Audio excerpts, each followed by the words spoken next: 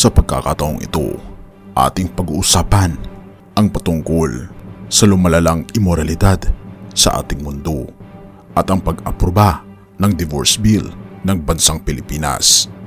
Tunay nga na ginawa ng ating Panginoong Diyos bilang isang sagradong bagay ang kasal na kung saan walang sinuman ang pwedeng bumawi nito. Nakatulad nga sa isang kasabihan, ang pag-aasawa ay hindi katulad ng isang kanin na pag iyong isinubo at ikaw ay napaso, ay bigla mo na lang itong iluluwa. Ang ating Panginoong Diyos lamang ang may karapatan at kakayahan na paghiwalayin ang dalawang taong pinagsama niya. Ngunit dahil sa imoralidad ng tao sa buong mundo at sa mga maling persepsyon at desisyon ng mga tao, ay pinapatupad nila ang paghihiwalayan na hindi angkop sa kagustuhan ng ating Panginoong Diyos. At maging sa Pilipinas ngayon ay malapit nang maisabatas ang divorce bill. Ano nga ba ito at paano ito makakapekto sa Pilipinas? Atin itong pag-usapan, mga kaibigan. Nag-aproba ang isang panel ng Senado ng isang pinagsamang hakbang na nagbibigay daan sa absolute divorce na batay sa iba't ibang dahilan. Kabilang ang 5 taon na pagkakahiwalay, anuman ang ito'y magpatuloy o maiputol, at pagsasagawa ng krimen ng rape bago o matapos ang kasal.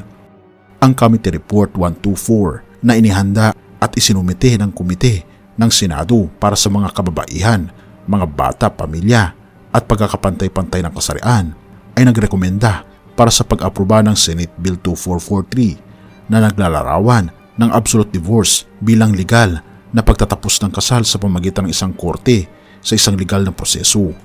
Kapag ang diborsyo ay naprubahan, ang estado ng parehong partido ay magiging soltero para sa lahat ng legal na layunin, kabilang ang karapatan na magkasunod na magpakasal.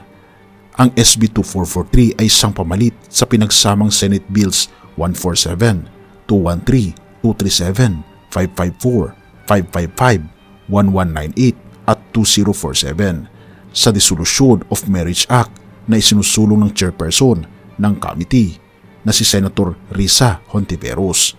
Dapat tiyakin ng Estado na ang mga korte para sa pagkakaloob ng absolute divorce ay magiging mabilis, abot kaya at hindi magastos, lalo na para sa mga mahihirap na mga Pilipino ayon sa panukalang batas.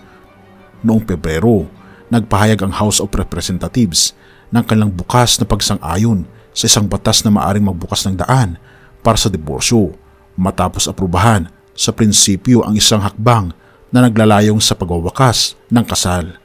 Sa lalong madaling panahon, sasali na ang Pilipinas sa iba't ibang bansa sa buong mundo sa legalization ng absolute divorce matapos na mag-aproba sa prinsipyo ng Committee ng House ang ilang mga panukalang batas ukol sa diborsyo at pagwawakas ng kasal. Ito pa ang sabi ni Albay Representative Edsel Lagman, tagapagtanggol ng diborsyo. Ayon sa ulat ng ahensyang balita na AFP, ang Pilipinas ang tanging bansang labas sa Vatican na nagbabawal sa diborsyo at tinututulan ito ng simbahang Katoliko dahil ito ay laban sa kanilang mga turo. Ang mga sumusuporta sa diborsyo ay nagsasabi na ang pagbabawal nito ay nagiging sanhi ng pagiging mahirap para sa mga taong nais makatakas sa mapang-abusong asawa o kasal o kahit na sa mga mag-asawang nais maghiwalay ng maayos. Ito pa ang balita ayon sa Philippine Star. Ngunit ano nga ba ang nangyayari talaga sa ating kapanahunan, mga kaibigan? Ibig sabihin lamang nito, tayo ay nabubuhay na sa huling kapanahunan, na ibig sabihin ang mga tao ay nagpapalit ng kanilang prinsipyo na hindi na bumabatay sa prinsipyo ng Biblia, kundi sumasang-ayon sa pitan ng laman. Pangalawang Timoteo 3 verse 1 to 5. Dapat mong malaman na sa huling mga araw ay darating ang mga panahon ng kaguluhan, sapagkat ang mga tao ay magiging maibigin sa sarili, maibigin sa salapi, palalo, mapagmataas, mapagsamantala, suwail sa magulang, walang utang na loob, at lapastangan sa Diyos. Sila'y magiging walang pagmamahal sa kapwa, walang habag, mapanirang puri, walang pagpipigil sa sarili, marahas, at walang pagpapahalaga sa mabuti. Sila'y magiging mga taksil, padalos-talos, mayayabang, maibigin sa kalayawan, sa halip na maibigin sa Diyos. Sila'y may anyo ng pagiging makadiyos, ngunit hindi naman nakikita ang kapangyarihan nito sa kanilang pamumuhay. Iwasan mo ang ganyang uri ng mga tao. Mga kaibigan, tayo na po ay nabubuhay na sa huling kapanahunan na ang immoralidad sa buong mundo ay labis-labis na maging ang bansang Pilipinas na isang konserbatibong bansa ay tayo na rin ay nakokolonize ng immoralidad ng Western cultures. Nawa, isaalang-alang natin ang ating pananampalataya sa ating Panginoong Diyos na tumayo sa katotohanan at sundin kung ano ang nais ng ating Panginoong Diyos. Purihin ang ating Panginoong Diyos at salamat kaibigan sa iyong panonood. Tayo manalangin.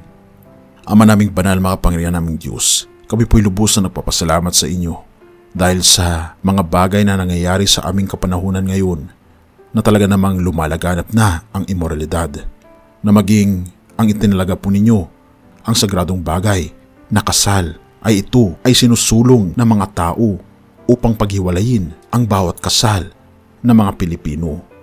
Tulungan kami, Panginoon, na makita ang iyong pong landasin, makita at mahayag ang iyong pong kalooban sa bawat pamilya. Nanawa po'y makita po namin ang kahalagahan ng pamilya at tulungan kami, Panginoon, na huwag itong paghiwalayin.